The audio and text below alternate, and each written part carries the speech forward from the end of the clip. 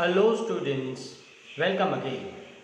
Students, in our previous video lecture, we discussed Geoffrey Chaucer and his contribution to English poetry. Now if we talk about the 14th century English literature, we must remember three more names in English literature, and they are John Gower, William Langland and John Barber. So four important poets: Chaucer, Langland, Barber and Gower. And in today's lecture, let's talk about the contribution of John Gower to English poetry.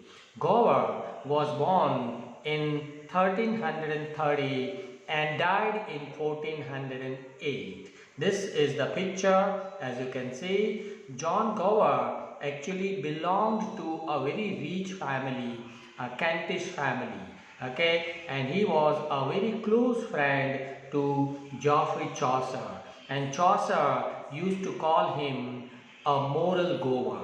Why moral goer? Because Gower's all poetic contributions, they are full of didacticism, they are full of moral preachings to the society.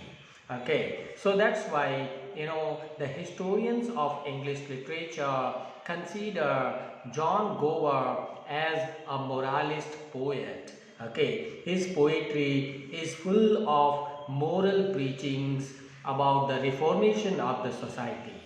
He is mainly known by his three important works, as you can see on the screen. And all these three works he has written in three different languages, one in French, one in Latin, and the third one in English language.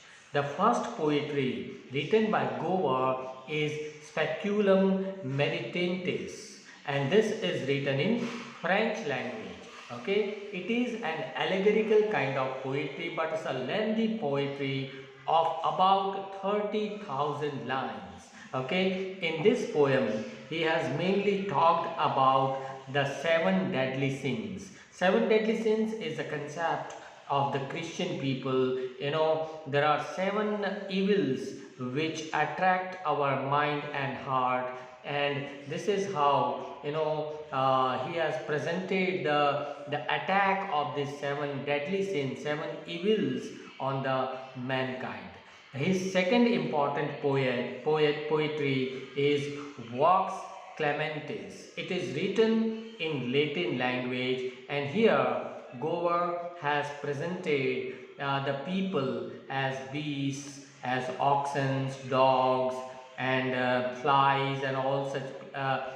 Means the human beings are represented as animals. Okay, again, this is also a kind of allegorical poem, and this is full of moral preachings.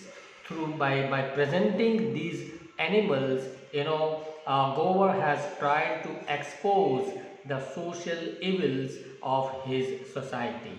The third important poem written by Gower is Confessio Amantis, and this is written in English language. Particularly, he wrote in East Midland dialect. Okay, so there was different dialects in England, but he has written this poem in Midland dialect, and this is a poem, again a very long poem of 33,000 lines. Okay, and in this poem again Gower has presented some stories in poetic form.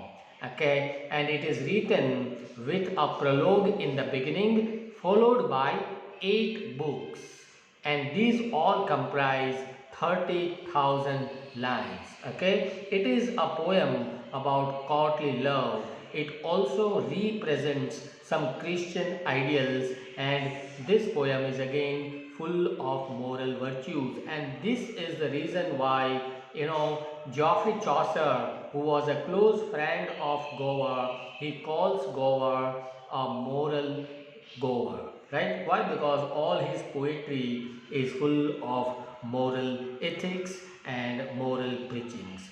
So here we ended this lecture. In our next lecture, the day after tomorrow, we will talk about the contribution of William Langland to English poetry during the 14th century.